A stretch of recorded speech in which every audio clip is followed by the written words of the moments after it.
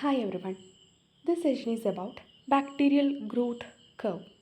Third semester microbiology unit 1 വരുന്നൊരു പോർഷനാണ്.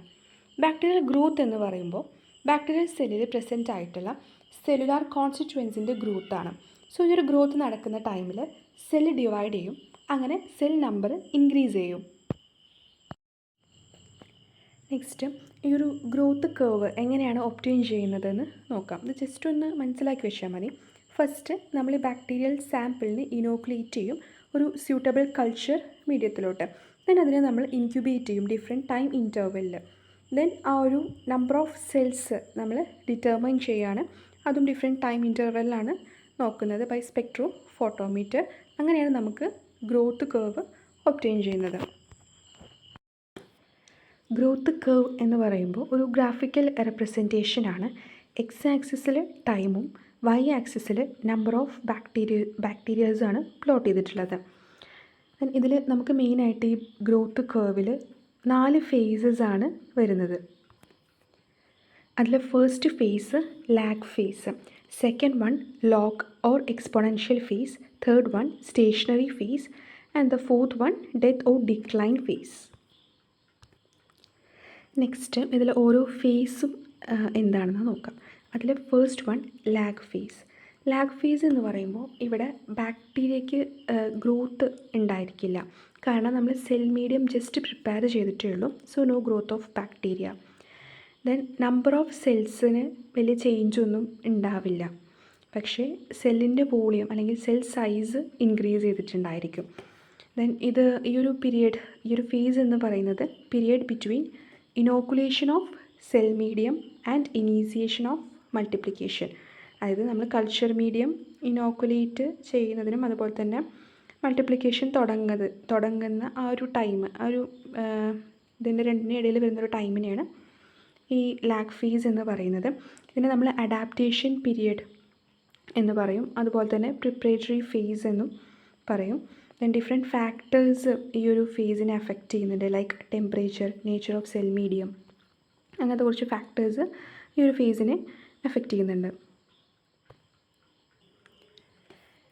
Next second phase, അതായത് ലോഗരിതമാറ്റിക് ഫേസ് ഓർ എക്സ്പോണൻഷ്യൽ ഫേസ്. ഈ ഒരു ഫേസിൽ ബാക്ടീരിയയുടെ ഗ്രോത്ത് മാക്സിമം ആയിരിക്കും ഉണ്ടാവുക. അതിൻ്റെ റീസൺ എന്ന് പറയുന്നത് ബാക്ടീരിയയുടെ ജെർമിനേഷൻ കഴിഞ്ഞതിന് ശേഷം അത് പെട്ടെന്ന് റീപ്രൊഡ്യൂസ് ചെയ്യാനായിട്ട് തുടങ്ങും. അങ്ങനെ ബാക്ടീരിയൽ സെൽ നമ്പർ എന്ത് ചെയ്യും, പെട്ടെന്ന് ഇൻക്രീസ് ആവും. ഈ ഒരു ഫേസ് എന്ന് പറയുന്നത് ഭയങ്കര ലിമിറ്റഡ് ഡ്യൂറേഷൻ ഉണ്ടായിരിക്കുള്ളൂ, കാരണം ഇവിടുത്തെ ന്യൂട്രിയൻസൊക്കെ എക്സോസ്റ്റ് ചെയ്യും, അതുപോലെ തന്നെ pH ചേഞ്ച് ഉണ്ടാവും, ഓക്സിജൻ കുറയാനുള്ള ചാൻസസ് ഉണ്ട്, ദെൻ സെൽ ഡെൻസിറ്റി കൂടും. അതുപോലെ തന്നെ ഈ ഒരു ഫേസിൽ മെറ്റബോളിക് വേസ്റ്റൊക്കെ അക്യുമുലേറ്റ് ചെയ്യാനായിട്ട് സ്റ്റാർട്ട് ചെയ്തിട്ടുണ്ടായിരിക്കും.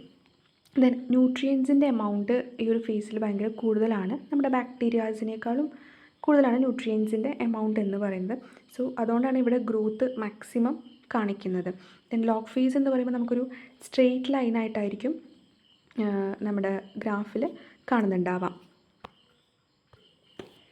തേർഡ് ഫേസ് എന്ന് പറയുന്നത് സ്റ്റേഷനറി ഫേസാണ്. ഈ ഒരു ഫേസിൽ നമ്മുടെ ബാക്ടീരിയാസിൻ്റെ ഗ്രോത്ത് സ്റ്റോപ്പ് ആവാണ് ആൻഡ് ബിക്കം സ്റ്റേഷനറി. അതായത് ബാക്ടീരിയാസിൻ്റെ ഗ്രോത്ത് കുറഞ്ഞു, ഇനി നടക്കുന്നില്ല. ഇതൊരു ഇക്വേഷൻ രൂപത്തിൽ ഓർത്ത് വെച്ചാൽ മതി. Number of birth of bacteria is equal to number of death.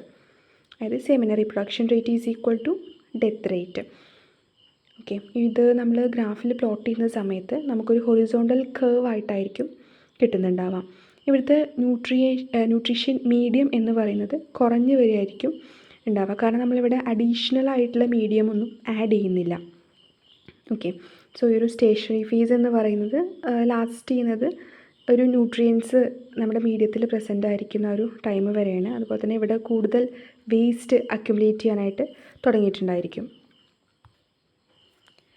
Fourth face എന്ന് പറയുന്നത് ഡെത്ത് ഫേസാണ്, ഓർ ഇതിനെ നമ്മൾ ഡിക്ലൈൻ ഫേസ് എന്നും പറയും. ഇവിടെ ബാക്ടീരിയ സ്റ്റാർട്ട് ഡൈയിങ്, അതായത് ഡെത്ത് റേറ്റ് എന്ത് ചെയ്യാണ്, ഇൻക്രീസ് ചെയ്യാണ്. ബാക്ടീരിയാസിൻ്റെ നമ്പർ ആയിരിക്കും കൂടുതൽ ഉണ്ടായിരിക്കുക, നമ്മുടെ മീഡിയത്തിനേക്കാളും കൂടുതൽ ബാക്ടീരിയാസ് നമ്പർ ആയിരിക്കും ഉണ്ടാവാം. ദെൻ മെറ്റബോളിക് വേസ്റ്റ് നല്ലോണം ഇൻക്രീസ് ആവും, ന്യൂട്രിയൻസൊക്കെ വളരെ കുറവായിരിക്കും. അങ്ങനെ നമ്മുടെ മീഡിയം ഭയങ്കര ടോക്സിക് ആയിട്ട് മാറുമെന്നാണ് പറയുന്നത്. ദെൻ ഡെത്ത് റേറ്റ് ആയിരിക്കും കൂടുതൽ റീപ്രൊഡക്ഷൻ റേറ്റിനേക്കാളും, ഓൾറെഡി പറഞ്ഞു. ദെൻ ബാക്ടീരിയാസ് എന്ത് ചെയ്യും, കംപ്ലീറ്റ് ആയിട്ട് ഒരു പ്ലേസിൽ നിന്ന് ഡിസപ്പിയർ ആവും. അതാണ് നമ്മുടെ ഗ്രോത്ത് കർവിൻ്റെ 4 phases: lag phase, log phase, stationary phase and death phase. ഈ 4 ഫേസും നല്ല ഇമ്പോർട്ടൻ്റ് ആണ്. ഈ പറഞ്ഞ 4 ഫേസസിൻ്റെയും ഒരു ടാബുലാർ റെപ്രസെൻറ്റേഷനാണിത്. പറഞ്ഞ കാര്യം തന്നെയാണ്, ഒന്ന് ഷോർട്ടാക്കി കൊടുത്തിട്ടുണ്ട്. സോ ഇതിൽ മെയിനായിട്ട് ഓർത്ത് വെക്കേണ്ടത് ഗ്രോത്ത് റേറ്റ് ആണ്. സോ ലാഗ് ഫേസിലാണെങ്കിൽ ഗ്രോത്ത് റേറ്റ് എന്താണ്, ഇല്ല, 0 ആണ്. ലോഗ് ഫേസിലാണെന്നുണ്ടെങ്കിൽ കോൺസ്റ്റൻ്റ് ആണ്. സ്റ്റേഷനറി ഫേസ് ആണെങ്കിലും അവിടെ ഗ്രോത്ത് റേറ്റ് 0 ആണ്, അതായത് അവിടെ സ്റ്റോപ്പ് ആവാനുള്ളൂ. സോ 0 ആണ്. ദെൻ ഡിക്ലൈൻ ഫേസിലാണെന്നുണ്ടെങ്കിൽ നെഗറ്റീവ് ആണ്, അതായത് ഡെത്ത് ആണ്. സോ അവിടെ നെഗറ്റീവ് ആയിരിക്കും ഗ്രോത്ത് റേറ്റ് വരുന്നത്. സോ ഗ്രോത്ത് റേറ്റ് എന്തായാലും ഇതിൻ്റെ ഓർത്തിരിക്കണം. സോ നമ്മൾ ഈ ഒരു സെഷനിൽ എന്താണ് ബാക്ടീരിയൽ ഗ്രോത്ത് എന്ന് പറഞ്ഞു, പിന്നെ ഗ്രോത്ത് കർവിനെ കുറിച്ചിട്ടാണ് ഡിസ്കസ് ചെയ്തത്. സോ അതിൽ ഈ ഒരു ഗ്രാഫ് വളരെ ഇമ്പോർട്ടൻ്റ് ആണ്. ഗ്രോത്ത് കർവിനെ കുറിച്ച് ക്വസ്റ്റ്യൻ വന്നാൽ ആൻസറിൽ ഈ ഒരു ഗ്രാഫ് എന്തായാലും ഉണ്ടായിരിക്കണം. ഗ്രാഫ് വളരെ ഇമ്പോർട്ടൻ്റ് ആണ്. പിന്നെ അതിൽ 4 ഫേസസ് ആയിരുന്നു പറഞ്ഞത്. ആ 4 ഫേസും ഇമ്പോർട്ടൻ്റ് ആണ്.